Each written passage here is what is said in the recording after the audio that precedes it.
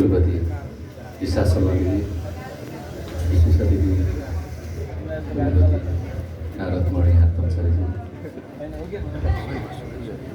Nepal tourism बोर्डका CEO Deepak Rajaji, चलचित्र विकास बोर्डका अध्यक्ष हाम्रो दिनेश राई, अनि त्यसमा हाम्रो आसीन अतिथिज्यूहरू अनि हाम्रो निमन्त्रणालाई स्वीकार गरेर आउनुभएका हाम्रा अग्रजहरू, मैले यहाँ सबैलाई देखिरहेको छु, सञ्चारकर्मी साथीहरू, रङ्गकर्मी समकालीन साथीहरू, सबैलाई स्वागत गर्न चाहे।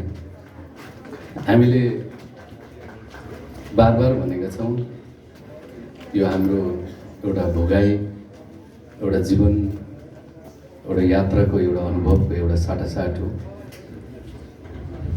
यो महोत्सवलाई हामीले एउटा रैथाने ज्ञानको उज्यालो भनेर हामीले लिएका छौँ, जसलाई चाहिँ हामीले हिजो हामीले रङ्गमञ्चको हाम्रो जन्मदेखि आजको हाम्रो यात्रालाई विशेष रूपमा मैले लिएको छु। म फेस्टिभल डिरेक्टरको तर्फबाट हेर्ने भने मैले जुन समयबाट यात्रा सुरु गरेँ र आज मेरो यो यात्रा अथवा हाम्रो पुस्ताको जुन यात्रा, यसलाई हामीले हेर्दाखेरि र बुझ्दाखेरि हिजो हाम्रो अग्रजहरूले गर्नुभएको, हिजो हाम्रो अग्रजहरूले बाँड्नु भएको शिव ज्ञान र हामीलाई दिनुभएको, हामीलाई सुम्पन्नु भएको र हामीले त्यसलाई लिँदै अगाडि बढ्दै, त्यही मार्गदर्शनलाई अगाडि बढ्दै र हाम्रो भोगाईलाई त्यहाँनिर मेल खुवाउँदै अगाडि बढ्दै जाँदाको आजको यात्रालाई हामीले यसरी लिएको छौँ।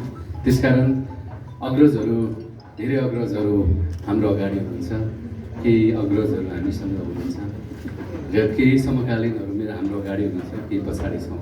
यसरी बिचमा बसेर हामीले एउटा बिचको एउटा लय सम्हालेका छौँ। अघि हाम्रा साथीहरूले भन्नुभयो जस्तो, हाम्रो सञ्चालक साथीहरूले भन्नुभयो जस्तो, हामीले जानेको ज्ञानलाई अघिल्लो पुस्तामा पुस्तान्तरण गर्ने एउटा कोसिस मात्रै हो यो।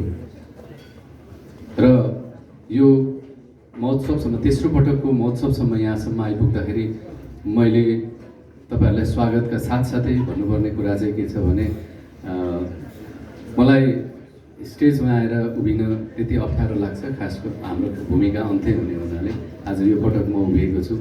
यो उभिनुमा साथ दिनुहुने हाम्रो मण्डला थिएटरका हाम्रो बोर्डका टिमहरू, जो चाहिँ नै धेरै जस्तो हामी काठमाडौँ बाहिर छौँ, कोही नेपाल बाहिर छौँ, यहाँ हुनुहुने हाम्रा केही साथीहरू हुनुहुन्छ, कता हुनुहुन्छ, उहाँहरूप्रति आभारी छु। हाम्रो मण्डला थिएटरको म्यानेजमेन्ट टिम अनि हाम्रो भोलिन्टियर साथीहरू अनि अरू क्रिएटिभ टिम अनि हाम्रो यो फेस्टिभलका अरू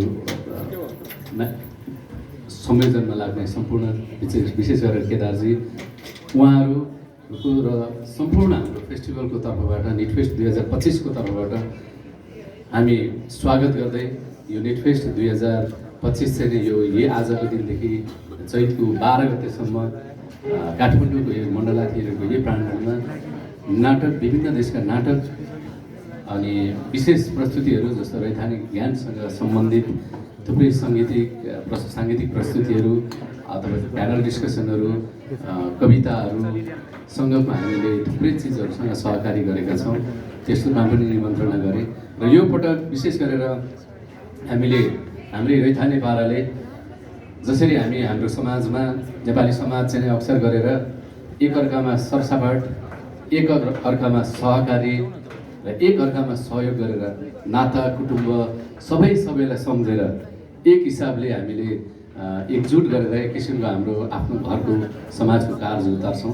त्यसरी नै हामीले सबैसँग सहकार्य गर्ने कोसिस गरेका थियौँ, जसमध्ये हामी सरकारी निकाय, गैर सरकारी संस्थाहरू, व्यक्तिगत रूपमा पनि हामीले मैले चिनेका जानेका हाम्रा समकालीन अग्रजहरूसँग फेस्टिभल फ्रेन्ड भनेर हामीले केही आर्थिक सहयोगहरू पनि मागेका थियौँ। त्यसमा धेरैजनाले सपोर्ट गर्नुभएको छ।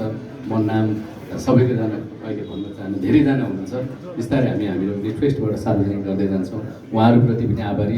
उहाँहरूको यो वेलकमिङले गर्दाखेरि हामी यो स्टेजमा उभिएका छौँ। विशेष गरेर 12वटा देशका हाम्रा अतिथिहरूलाई यहाँ स्वागत गर्न पाएका छौँ। यो सम्पूर्ण तपाईँ हाम्रो जोडबलको एउटा